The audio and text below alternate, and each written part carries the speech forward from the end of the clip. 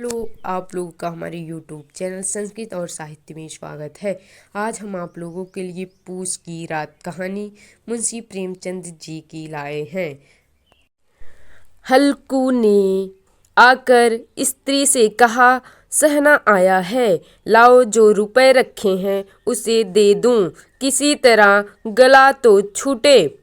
मुन्नी झाड़ू लगा रही थी, पीछे फिर कर बोली, 3 ही तो रुपए हैं, दे दोगे तो कम्मल कहाँ से आवेगा। माघ पूस की रात हार में कैसे कटेगी, उससे कह दो फसल पर दे देंगे, अभी नहीं। हल्कू एक क्षण अनिश्चित दशा में खड़ा रहा। पूस सिर पर आ गया। कम्मल के बिना हार में रात को वह किसी तरह नहीं जा सकता, मगर सहना मानेगा नहीं। घुड़कियाँ जमाएगा, गालियाँ देगा, बला से जाड़ों में मरेंगे, बला तो सिर से टल जाएगी। यह सोचता हुआ वह अपनी भारी भरकम डील लिए हुए, जो उसके नाम को झूठ सिद्ध करता था, स्त्री के समीप आ गया और खुशामद करके बोला, ला दे दे, गला तो छूटे, कम्मल के लिए कोई दूसरा उपाय सोचूंगा। मुन्नी उसके पास से दूर हट गई और आंखें तरेरती हुई बोली, कर चुके दूसरा उपाय, जरा सुनो तो, कौन सा उपाय करोगे। कोई खैरात दे देगा कम्मल, न जाने कितनी बाकी हैं, जो किसी तरह चुकने ही नहीं आती। मैं कहती हूँ, तुम क्यों नहीं खेती छोड़ देते, मर मर काम करो, उपज हो तो बाकी दे दो। चलो छुट्टी हुई, बाकी चुकाने के लिए ही तो हमारा जन्म हुआ है। पेट के लिए मजूरी करो, ऐसी खेती से बाज आए, मैं रुपए न दूंगी न दूंगी। हल्कू उदास होकर बोला, तो क्या गाली खाऊं। मुन्नी ने तड़प कर कहा, गाली क्यों देगा, क्या उसका राज है। मगर यह कहने के साथ ही उसकी तनी हुई भवें ढीली पड़ गई। हल्कू के उस वाक्य में जो कठोर सत्य था, वह मानो एक भीषण जंतु की भांति उसे घूर रहा था। उसने जाकर आले पर से रुपए निकाले और लाकर हल्कू के हाथ पर रख दिए। फिर बोली, तुम छोड़ दो अब की से खेती, मजूरी में सुख से एक रोटी तो खाने को मिलेगी, किसी की धौस तो ना रहेगी, अच्छी खेती है, मजूरी करके लाओ, वह भी उसी में झोंक दो, उस पर धौस। हल्कू ने रुपए लिए और इस तरह बाहर चला मानो अपना हृदय निकाल कर देने जा रहा हो। उसने मजूरी से एक एक पैसा काट कर 3 रुपए कम्मल के लिए जमा किए थे। वह आज निकले जा रहे थे, एक एक पग के साथ उसका मस्तक अपनी दीनता के भार से दबा जा रहा था। पूस की अंधेरी रात, आकाश पर तारे भी ठिठुरते हुए मालूम होते थे। हल्कू अपने खेत के किनारे ऊख के पत्तों की एक छतरी के नीचे बांस के खटोलों पर अपनी पुरानी गाढ़े की चादर ओढ़े पड़ा कांप रहा था। खाट के नीचे उसका संगी कुत्ता जबरा पेट में मुंह डाले सर्दी से कूं कूं कर रहा था। 2 में से एक को भी नींद नहीं आती थी। हल्कू ने घुटनियों के गर्दन में चिपकाते हुए कहा, क्यों जबरा, जाड़ा लगता है। कहता तो था घर पे पुआल पर लेट रहा, तो यहाँ क्या लेने आए थे। अब खाओ ठंड में, क्या करूं, जानते थे मैं यहाँ हलवा पूरी खाने आ रहा हूँ। दौड़े दौड़े आगे आगे चले आए। अब रो नानी के नाम को। जबरा ने पड़े पड़े दुम हिलाई और अपनी कू कू को दीर्घ बनाता हुआ एक बार जम्हाई लेकर चुप हो। उसकी श्वान बुद्धि ने शायद ताड़ लिया, स्वामी को मेरी कुकू से नींद नहीं आ रही है। हल्कू ने हाथ निकालकर जबरा की ठंडी पीठ सहलाते हुए कहा, कल से मत आना मेरे साथ, नहीं तो ठंडे हो जाओगे। यह रात पछुआ न जाने कहाँ से बर्फ ले आ रही है। उठूं फिर एक चिलम भरूं, किसी तरह रात तो कटे। 8 चिलम तो पी चुका, यह खेती का मजा है। और एक एक भगवान ऐसे पड़े हैं जिनके पास जाड़ा जाए तो गर्मी से घबरा कर भागें। मोटे मोटे गद्दे, लिहाफ, कम्बल, मजाल है जाड़े का गुजर हो जाए। तकदीर की खूबी, मजूरी हम करें, मजा दूसरे लूटें। हल्कू उठा, गड्ढे में से जरा सी आग निकाल कर चिलम भरी। जबरा भी उठ बैठा। हल्कू ने चिलम पीते हुए कहा, पिएगा चिलम? जाड़ा तो क्या जाता है, जरा मन बदल जाता है। जबरा ने उसकी मुंह की ओर प्रेम से छलकती हुई आंखों से देखा। हल्कू आज और जाड़ा खा ले, कल से मैं यहाँ पुआल बिछा दूंगा, उसी में घुसकर बैठना, तब जाड़ा ना लगेगा। जबरा ने अपने पंजे उसकी घुटनियों पर रख दिए और उसके मुंह के पास अपना मुंह ले गया। हल्कू को उसकी गर्म सांस लगी। चिलम पीकर हल्कू फिर लेटा और निश्चय करके लेटा कि चाहे कुछ हो अब की सो जाऊंगा। पर एक ही क्षण में उसके हृदय में कंपन होने लगा। कभी इस करवट लेटता, कभी उस करवट पर। जाड़ा किसी पिशाच की भांति उसकी छाती को दबाए हुए था। जब किसी तरह ना रहा गया तो उसने जबरा को धीरे से उठाया और उसके सिर को थपथपाकर उसे अपनी गोद में सुला लिया। कुत्ते की देह से जाने कैसी दुर्गंध आ रही थी, पर वह उसने अपनी गोद में चिपटाए हुए ऐसे सुख का अनुभव कर रहा था जो इधर महीनों से उसे ना मिला था। जबरा शायद यह समझ रहा था कि स्वर्ग यही है, और हल्कू की पवित्र आत्मा में तो उस कुत्ते के प्रति घृणा की गंध तक न थी। अपने किसी अभिन्न मित्र या भाई को भी वह इतनी तत्परता से गले लगाता। वह अपनी दीनता से आहत न था जिसने आज उसे इस दशा को पहुंचा दिया। नहीं, इस अनोखी मैत्री ने जैसे उसकी आत्मा के सब द्वार खोल दिए थे और उनका एक एक अणु प्रकाश से चमक रहा था। सहसा जबरा ने किसी जानवर की आहट पाई। इस विशेष आत्मीयता ने उसमें एक नई स्फूर्ति पैदा कर दी थी। जो हवा के ठंडे झोंकों को तुच्छ समझती थी, वह झपट कर उठा और छपरी से बाहर आकर भूखने लगा।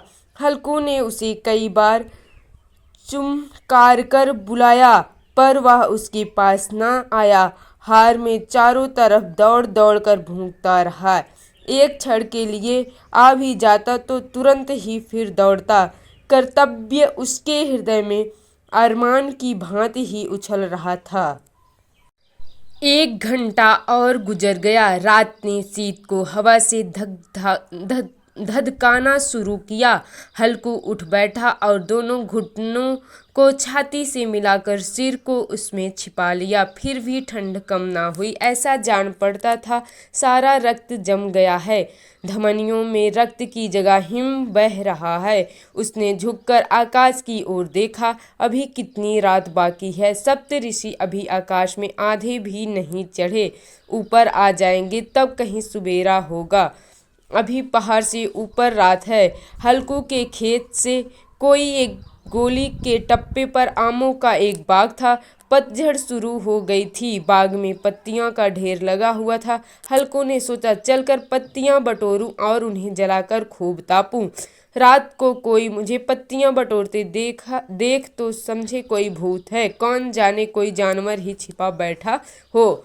मगर अब तो बैठे नहीं रहा जाता। उसने पास के अरहर के खेत में जाकर कई पौधे उखाड़ लिए और उनका एक झाड़ू बनाकर हाथ में सुलगता हुआ उपला लिए बगीचे की तरफ चला।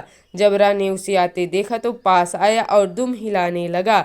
हल्कू ने कहा, अब तो नहीं रहा जाता जबरू, चलो बगीचे में पत्तियां बटोर कर तापे, टाठे हो जाएंगे तो फिर आकर सोएंगे, अभी तो बहुत रात है।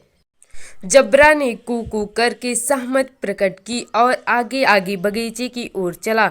बगीचे में खूब अंधेरा छाया हुआ था और अंधकार में निर्दय पवन पत्तियों को कुचलता हुआ चला जाता था। वृक्षों से ओस की बूंदें टप टप नीचे टपक रही थी। एकाएक एक झोंका मेहंदी के फूलों की खुशबू लिए हुए आया।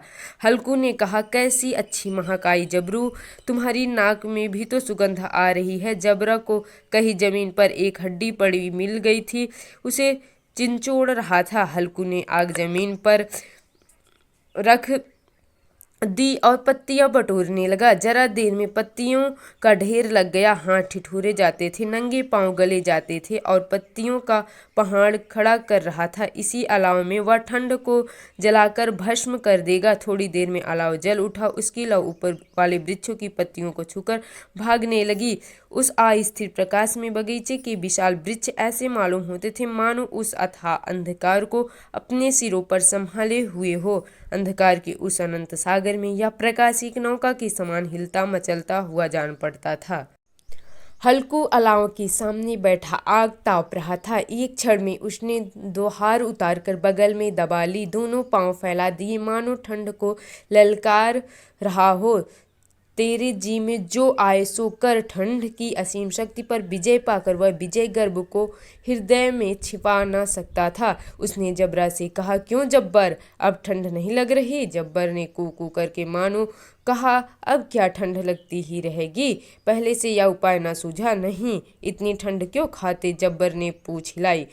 अच्छा आओ इस अलाव को कूद कर पार करें, देखे कौन निकल जाता है। अगर जल गए बच्चा तो मैं दवा ना करूँगा। जब्बर ने उस अग्निराज की ओर कतार नेत्रों से देखा। मुन्नी से कल ना कह देना, नहीं तो लड़ाई करेगी। यह कहता हुआ वह उछला और उस अलाव के ऊपर से साफ निकल गया। पैरों में जरा लपट लगी, पर वह कोई बात न थी। जबरा आग के गिर्द घूम कर उसके पास आ खड़ा हुआ। हल्कू ने कहा, चलो चलो, इसकी सही नहीं, ऊपर से कूद कर आओ। वह फिर कूदा और अलाव के इस पार आ गया। पत्तियां जल चुकी थी। बगीचे में फिर अंधेरा छा गया था। राख के नीचे कुछ कुछ आग बाकी थी, जो हवा का झोंका आ जाने पर जरा जाग उठती थी, पर एक क्षण में फिर आंखें बंद कर लेती थी। हल्कू ने फिर चादर ओढ़ ली और गर्म राख के पास बैठा हुआ एक गीत गुनगुनाने लगा। उसके बदन में गर्मी आ गई थी, पर ज्यों ज्यों शीत बढ़ती जाती थी उसे आलस्य दबाए लेता था। जबरा जोर से भौंक कर खेत की ओर भागा। हल्कू को ऐसा मालूम हुआ कि जानवरों का एक झुंड खेत में आया है। शायद नीलगायों का झुंड था। उनके कूदने दौड़ने की आवाज़ें साफ कान में आ रही थी। फिर ऐसा मालूम हुआ कि खेत में चर रही हैं। उनके चबाने की आवाज़ चर चर सुनाई देने लगी। उसने दिल में कहा, नहीं, जबरा के होते कोई जानवर खेत में नहीं आ सकता, नोच ही डाले। मुझे भ्रम हो रहा है, कहाँ, अब तो कुछ नहीं सुनाई देता। मुझे भी कैसा धोखा हुआ। उसने जोर से आवाज़ लगाई, जबरा जबरा। जबरा भूखता रहा, उसने पास न आया। फिर खेत के चरे जाने की आहट मिली। अब वह अपने को धोखा न दे सका। उसे अपनी जगह से हिलना जहर लग रहा था। कैसा दंदाया हुआ था इस जाड़े पाले में। खेत में जाना, जानवरों के पीछे दौड़ना असहाय जान पड़ा। वह अपनी जगह से ना हिला। उसने जोर से आवाज़ लगाई, लिहू लिहू लिहू। जबरा फिर भूख उठा। जानवर खेत चर रहे थे। फसल तैयार है, कैसी अच्छी खेती थी, पर ये दुष्ट जानवर उसका सर्वनाश किए डालते हैं। हल्कू पक्का इरादा करके उठा और 2-3 कदम चला, पर एकाएक हवा का ऐसा ठंड चुभने वाला बिच्छू के डंक का सा झोंका लगा कि वह फिर बुझते हुए अलाव के पास बैठा और राख को कुरेद कर अपनी ठंडी देह को गरमाने लगा। जबरा अपना गला फाड़ डालता था। नील गाय खेत का सफाया किए डालती थी और हल्कू गर्म राख के पास शांत बैठा हुआ था। आग कर्मण्यता ने रस्सियों की भांति उसे चारों तरफ से जकड़ रखा था। उसी राख के पास गर्म जमीन पर वह चादर ओढ़कर सो गया। सवेरे जब उसकी नींद खुली तब चारों तरफ धूप फैल गई थी और मुन्नी कह रही थी, क्या आज सोते ही रहोगे? तुम यहाँ आकर रम गए और उधर सारा खेत चौपट हो गया। हल्कू ने उठकर कहा, क्या तू खेत से होकर आ रही है? मुन्नी बोली, हाँ, सारे खेत का सत्यानाश हो गया। भला ऐसा भी कोई सोता है? तुम्हारे यहाँ मड़ैया डालने से क्या हुआ? हल्कू ने बहाना किया, मैं मरते मरते बचा। तुझे अपनी खेत की पड़ी है। पेट में ऐसा दर्द हुआ कि मैं ही जानता हूँ। दोनों फिर खेत के डांड पर आए। देखा सारा खेत रौंदा पड़ा हुआ है और जबरा मड़ैया के नीचे चित लेटा है, मानो प्राण ही ना हो। दोनों खेत की दशा देख रहे थे। मुन्नी के मुख पर उदासी छाई थी, पर हल्कू प्रसन्न था। मुन्नी ने चिंतित होकर कहा, आय। दोनों खेत की दशा देख रहे थे। मुन्नी के मुख पर उदासी छाई हुई थी, पर हल्कू प्रसन्न था।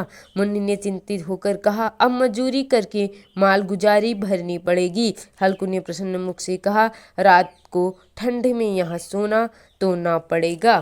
धन्यवाद।